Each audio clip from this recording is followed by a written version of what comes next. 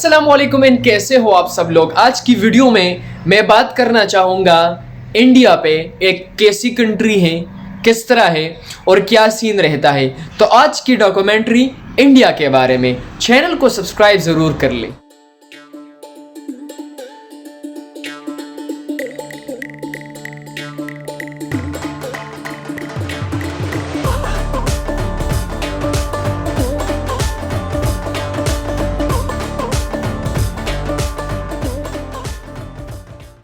तो आज की वीडियो है इंडिया के बारे में, जो आप आज डॉक्यूमेंट्री देखने वाले हैं।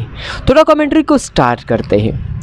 इंडिया साउथ एशिया में वाक़या सबसे खूबसूरत कंट्री है और इसका पूरा नाम द रिपब्लिक ऑफ इंडिया है, जो दुनिया की 7th लार्जेस्ट कंट्री है एरिया के लिहाज से।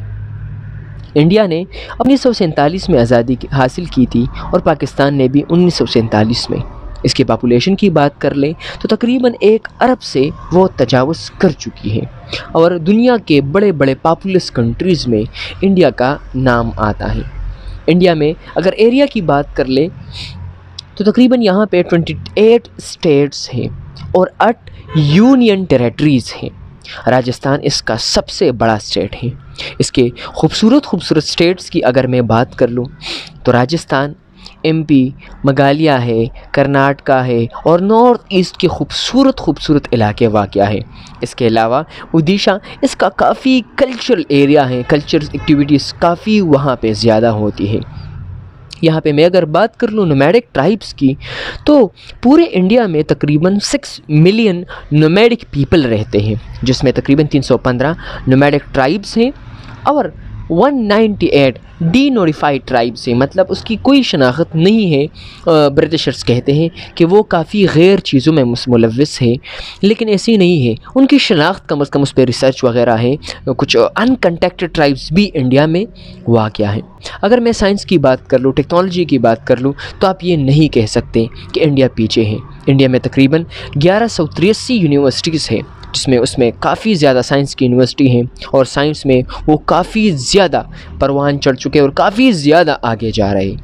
मैं अगर इसकी रियल में नेशनल पार्क्स की बात कर लूँ, जो एक मुल्क के लिए सबसे ज़रूरी चीज़ होती है कि मोस्टली किसी भी मुल्क में अगर 100% कर ले तो कम से कम 25% का एरिया उसमें उसके मुल्क के जंगल होने चाहिए। और मैं अगर पाकिस्तान की बात कर लूँ तो 25 की जगह वो सिर्फ 5.5% है, जो बहुत ज़्यादा कम है। लेकिन इंडिया में 106 नेशनल पार्क है, जो जिसका 44,402 किलोमीटर स्क्वायर इंडिया का वो कवर कर लेता है। सबसे बड़े नेशनल पार्क की अगर मैं बात कर लूँ तो हिमिस नेशनल पार्क है, जो इंडिया का सबसे बड़ा नेशनल पार्क है। किसी भी मुल्क में हम जाते हैं तो हम टूरिज़म को ज़रूर देखते हैं कि एक मुल्क में कितने टूरिस्ट आते हैं। तो 2022 और 2021 की अगर मैं बात कर लूँ तो आलमोस्ट कोई 2 मिलियन टूरिस्ट यहाँ पे आए थे और इन्होंने इंडिया देखा था और काफ़ी ज़्यादा अप्रिशिएट किया था। लेकिन ये बात नहीं है, इंडिया में अपने डोमेस्टिक टूरिस्ट काफ़ी ज़्यादा है, तो इसलिए इंडिया का GDP वो टूरिज़म पे ज़्यादा डिपेंड नहीं करता। लेकिन 2019 में तकरीबन 10 मिलियन टूरिस्ट, जो फॉरेनर टूरिस्ट थे, वो आए थे। खूबसूरत इलाकों में लक्षद्वीप, लद्दाख, उत्तराखंड वैली, जिसमें बहुत ज़्यादा फ्लावर्स हैं, जिसको कहते हैं द वैली ऑफ फ्लावर्स। और ये तो मैं भूल गया यार, दुनिया के 7 अजूबों में एक अजूबा ताजमहल के नाम से जाने जाते हैं। तो अमूमन जितने भी टूरिस्ट आते हैं तो वो ताजमहल को ज़रूर देख के चले जाते हैं। तो बड़ा ही खूबसूरत कंट्री है, काफ़ी नोमैडिक ट्राइब्स रहती है, खूबसूरत एरियाज़ हैं, ग्रीनरी काफ़ी ज़्यादा है, मौसम काफ़ी ज़बरदस्त रहता है और लोग यहाँ के काफ़ी मेहमान नवाज और लिखवान हैं, मतलब पढ़े लिखे लोग हैं। अमूमन यहाँ पे इंग्लिश को काफ़ी ज़्यादा समझा जाता है, हर कोई इंग्लिश ज़रूर समझता है। और हिंदी तो खैर इसकी अपनी लोकल ज़ुबान है, लेकिन इंग्लिश को हर कोई समझता है। मुझे पता है कि इंडिया के अमूमन ज़्यादातर लोग अगर वीज़ा के बारे में पूछते हैं तो वीज़ा एक डिफ़िकल्ट प्रोसेस होता है इंडिया का, लेकिन आप 2-3 तरीक़ों से आप जा सकते हैं। अगर आप कह ले तो आप जा सकते हैं। एक ये है कि अगर आपको कोई स्पॉन्सरशिप मिलती है तो भाई बिल्कुल आप इंडिया जा सकते हैं, वो आसान है।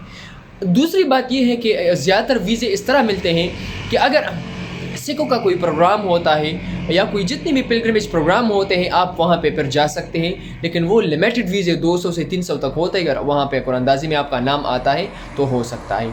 और थर्ड प्रोसेस ये है कि आप मुसलसल अप्लाई करते जाए, आपका कोई है और वो आपके लिए एप्लीकेशन वगैरह लिख ले, कोई इस तरह कर लेना, तो वहाँ से अगर आपका सपोर्ट हो तो मेरे ख्याल में फिर आसान रहेगा। कोई यूट्यूबर हो, कोई ऐसा कोई भी हो, थोड़ा सा स्पॉन्सर कर ले आपके लिए, कोई कर ले कि यार ये बंदा अगर मेरे पास आता है कोई मसला नहीं, तो शायद हो सकता है कि आपको वीज़ा मिल जाए। एक डिफ़िकल्ट प्रोसेस है लेकिन फिर भी कर सकते हैं।